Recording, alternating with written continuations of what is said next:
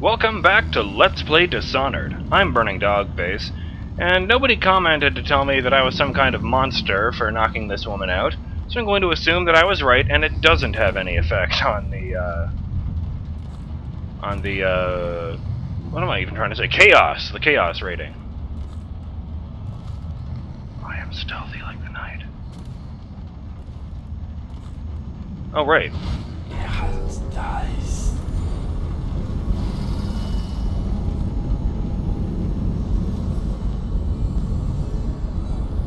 I know that there's no one in there, I just wanted to see what's waiting for me.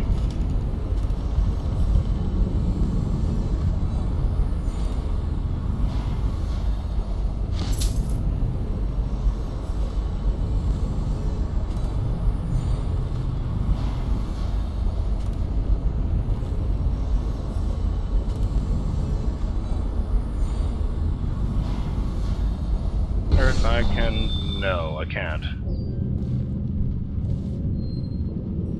When we were kids, my siblings and I used to cram ourselves into cabinets. Oh, there's nothing over here. Right, rat viscera. I glanced up and I thought it said hot viscera. It's like, nothing like warm guts in the morning.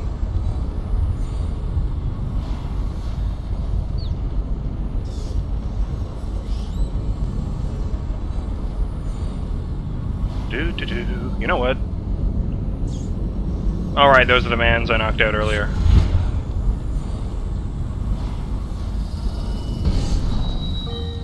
Boy, having magic powers is really handy.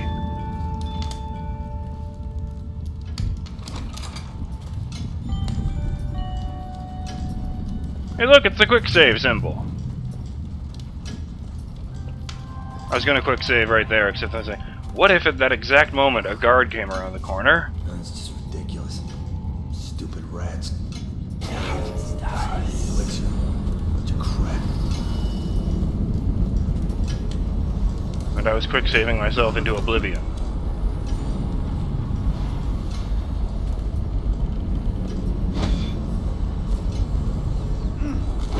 Hurry, Bill. Oh! Move! When you get to Dreamland, tell your wife I said hi.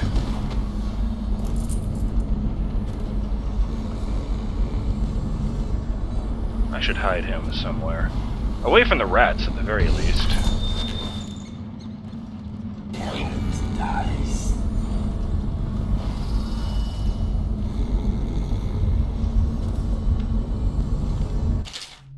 Cleaning instructions. Dear Ms. Benton, when cleaning my study, I ask that you constrain your efforts strictly to the floors.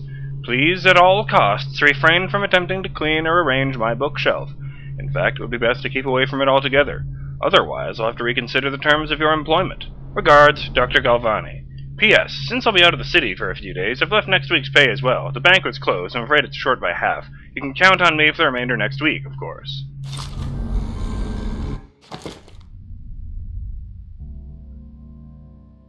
I totally would have missed that if they hadn't made that a mission clue. That must mean there's some kind of secret passage in there. I just thought he was being, you know, OCD about it. Like, no, really, I totally thought that he was, oh, I know just where to put this guy.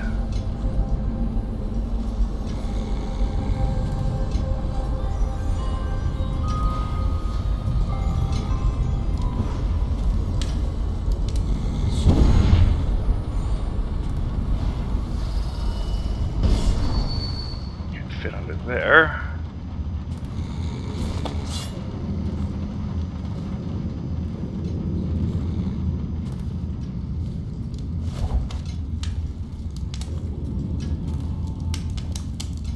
Arrgh, I didn't write it down this time.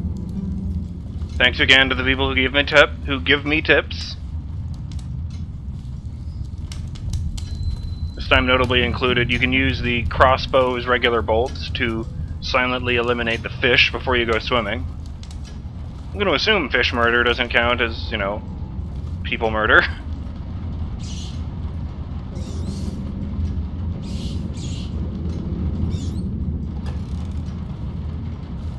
Interesting that the rats seem harmless when you're alone. When they're alone. Oh, that's what that was. Right. It's actually a good idea, me. Let's not invite disaster. What's over here?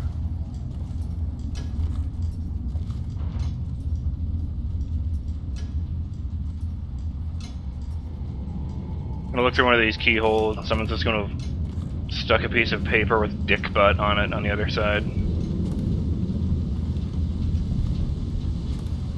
I did say when you're cleaning my lab, so this wouldn't be the one.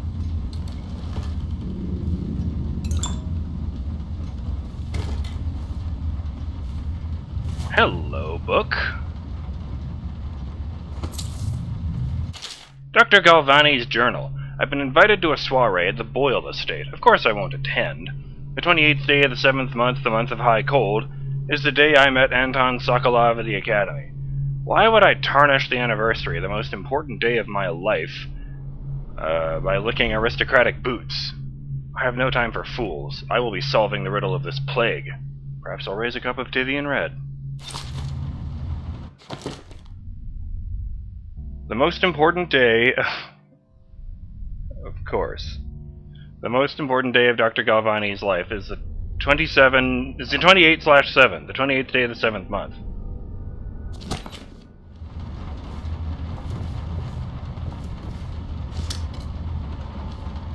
I think that's actually written British style.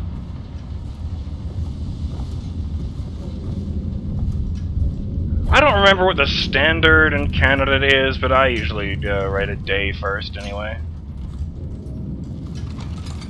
Where's that month first? Damn it, now I can't even remember. It's been a long time since I've had a reason to write the date.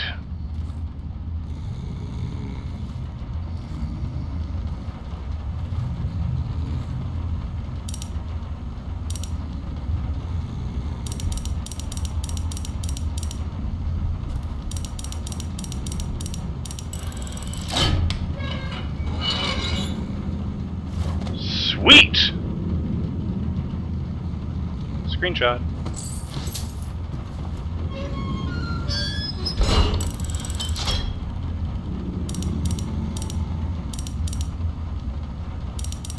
It's a good thing Corvo is so much more observant than I am. I totally missed both of those things. Well, I might have picked up on the importance of that date if they'd given me the a few minutes to work it out. I did think it was curious that he specified that it was the 7th month, given that the calendar doesn't mean anything to me.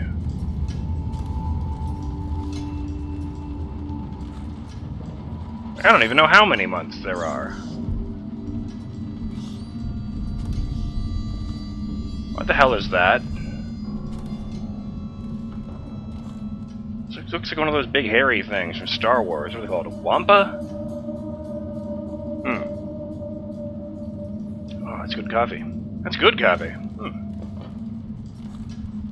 No trainee mixed with this.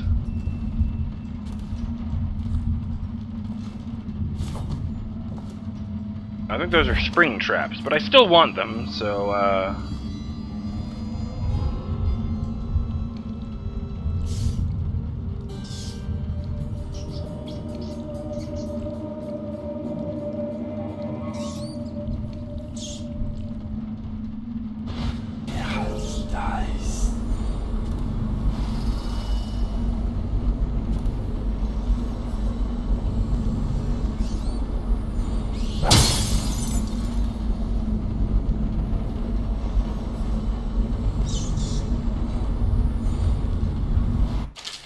Spring Razor. A Spring Razor trap can be attached to any surface by aiming at it and pressing the left trigger.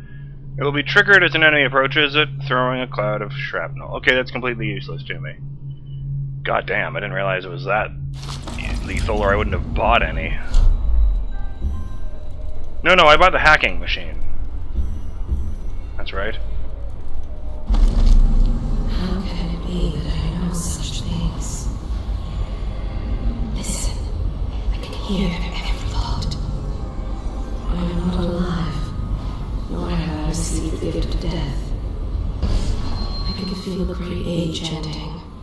I am really thick, by the way. It was only when I was going over the footage from the last session that I made a connection that should have been obvious.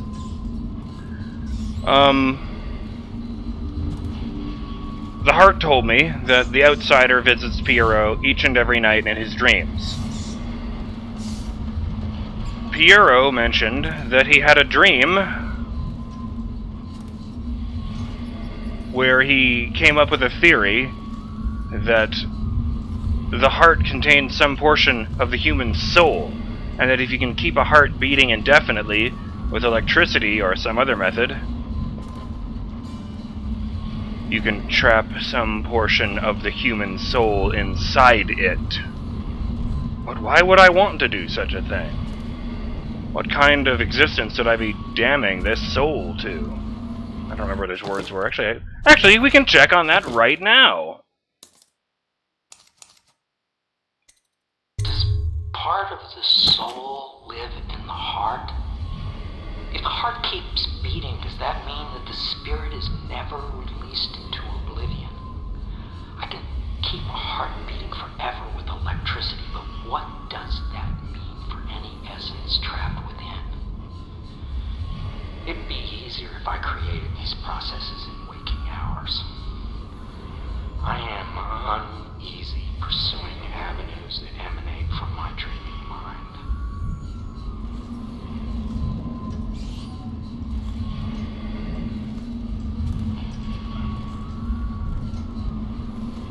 I mean, I figured out last time by myself that it was a real person. I just didn't make the connection between that and what Piero had been saying. Oh boy.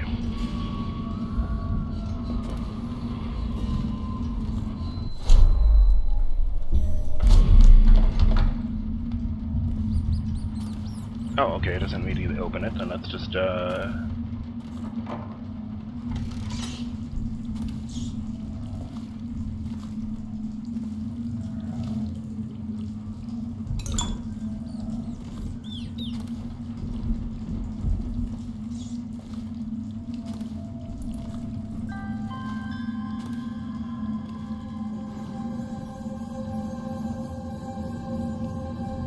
yeah, nothing good is ever going to happen in this room. It's not a horror game, but come on. That's the room with the guts in it.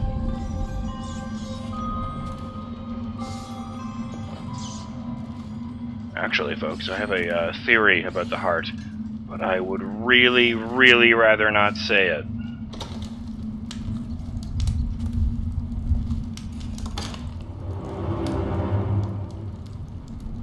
This would make a good screenshot. Let me just get this hand out of the way. What the hell? You guys will know what it is.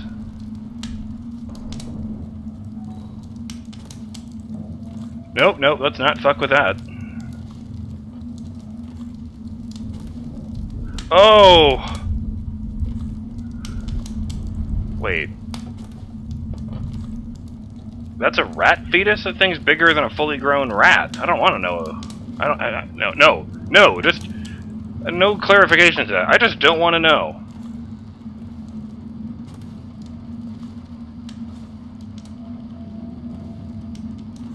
I mean, I would assume that a bull rat is what they call a male. But, Dies. 287. Oh. That's... never mind. I feel cleverer having found it my way. Well, it's glad to know that even if they hadn't, you know, tipped their hat like that, I still would have worked it out. Before I activate that, let me make absolutely certain I'm alone. You see that shimmer? Look, it looked like a heat mirage. Ah! It was a heat mirage. Neat.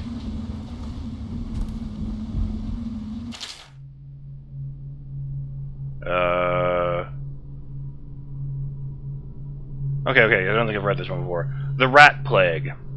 Excerpt from a natural philosopher's notes.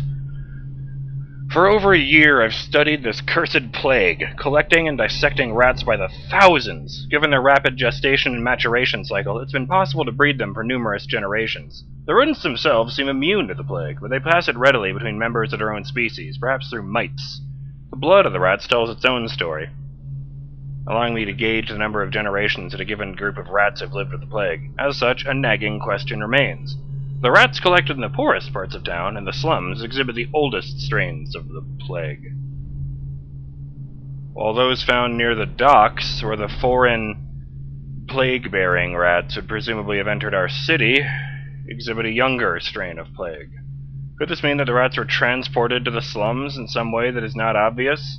I will continue my research. If nothing else, I am living proof that Sokolov's elixir and Piero's remedy are very effective at protecting against the plague if one consumes enough of the stuff. God damn it.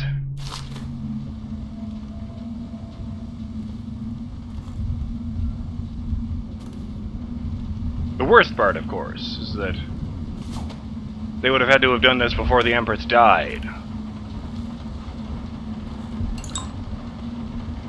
I'm in the lab. Why do I need the lab key? Alright, there's the thing I'm supposed to mess with.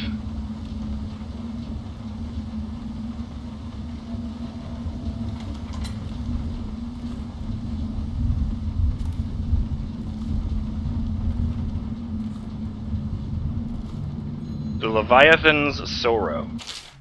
Excerpt from a report on a treatise banned by the Rudshore Trade Council. Treatise? Is that how you say that? I don't know. Little is known of Piccati, credited with this series of pamphlets arguing against the whaling trade. While he is gifted, his views are nonsense and threaten the economic underpinnings of the empire. 1. Enslavement. On the breeding and husbanding of whales versus hunting the beasts in the wild after a natural and free life cycle. Piccati offers no solutions for where these massive, malevolent creatures might be pastured. 2. Dissolution. Laments on the destruction of social bonds between herd members. Piccati actually uses the term families. 3. Harmony. Drivel on the aesthetic wonder of what is, in reality, the great and terrible ocean that ever threatens to swallow us. Includes arguments on the gentle nature of the brutes, a notion refuted by seamen who returned ashore, wide eyes at tales of the whale's savagery. 4. Disruption. Here Piccati is on his weakest footing, issuing up feverish warnings against the displacement or transference of natural beasts from their native environments.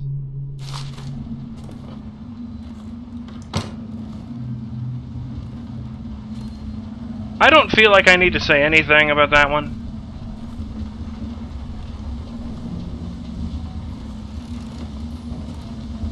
Other than, way to go, Piccati, for standing up for what you believe in.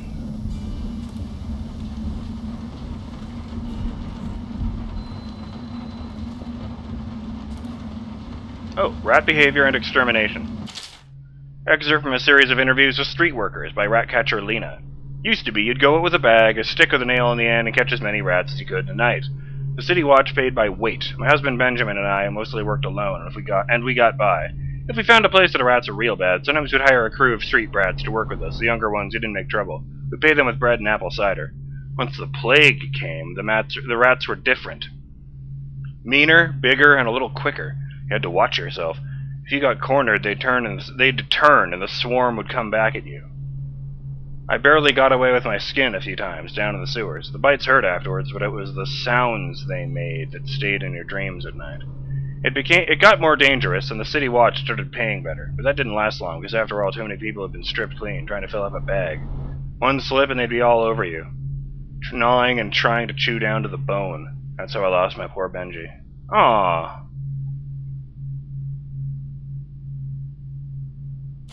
Yeah, they left literally nothing behind of those dudes in the sewers. I feel like that was a demonstration of the devouring swarm ability. Obviously, the plague rat is distinct from the ordinary rat, but in what respect? Its size and the coarseness of its fur, and I believe in intelligence, although the experiments there are not complete. Coriander's Zoological Survey describes only the ordinary rat, which means plague rats have only been here for 5 or 7 years at most. This was not a gradual migration. Could they have been introduced on purpose? Perhaps by a foreign power.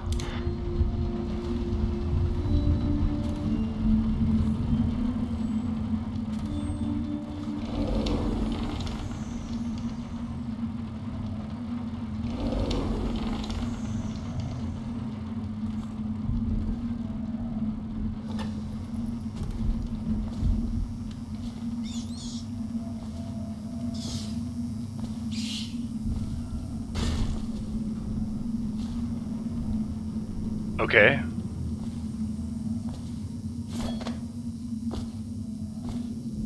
Yeah, just because I made you stand up doesn't mean you have to stomp around like that, Corvo.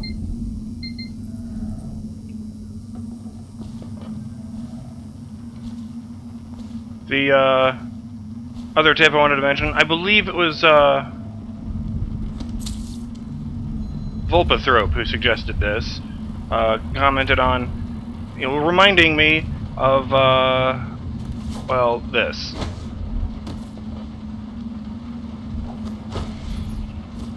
The, ever-handy bonus to my jumping height that I get from agility. Made me realize there was a bit in, one of the other episodes where I was fleeing from the guards, and I tried to teleport on top of an archway only to fall just short. I totally could have made that if I just jumped up as high as I could first, and then teleported. I mean, it would be really tricky to do that on the fly, but... ah well. If it wasn't Vulpithrope, I apologize to whoever it was. I mean no disrespect. But, that was the timer, so I'm BurningDogFace, and I'll see you on the next episode of Let's Play Dishonored, when we find out what secret lies behind this bookshelf. Later!